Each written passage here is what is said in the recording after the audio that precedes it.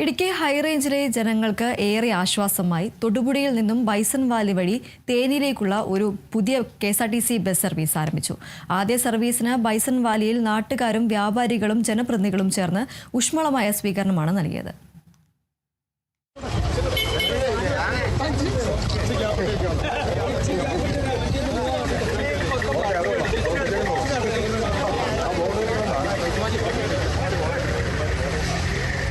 തൊടുപുഴയിൽ നിന്ന് ഉച്ചയ്ക്ക് 1 മണിക്ക് പുറപ്പെടുന്ന ബസ് വൈകിട്ട് 3:30 ബൈസൺ വാലിയിലെത്തും.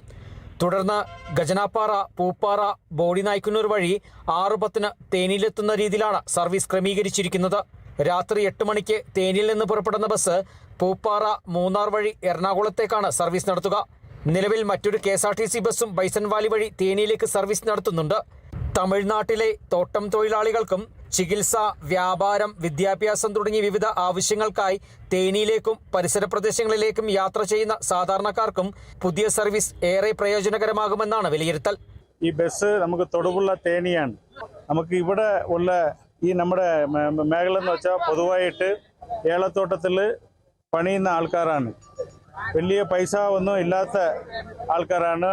അതുപോലെ മേഖലയാണ്, കാർഷിക മേഖലയാണ്. അപ്പം നമുക്ക് ഈ ബസ് തൊടുപുഴ ടു തേനി പോകുന്നത് ഇവിടെയുള്ള ജനങ്ങൾക്ക് വന്ന് വളരെയേറെ ഉപയോഗമാകും. ഒത്തിരി ആൾക്കാർ ഇതിനകത്ത് കൂടി ഈ തേനി തമിഴ്നാട് വണ്ടി ആയത് കാരണം കൊണ്ട് നമുക്ക് ഒത്തിരി ഇവിടെയുള്ള ജനങ്ങൾക്ക് പ്രയോജനപ്പെടും. ബൈസൺ വാലി മുട്ടുകാട് വഴി പുതിയൊരു KSRTC സർവീസ് കൂടി ആരംഭിക്കണമെന്ന ആവശ്യവുമായി കോൺഗ്രസ് പ്രാദേശിക നേതൃത്വം സർക്കാരിനെ സമീപിച്ചിട്ടുണ്ട്.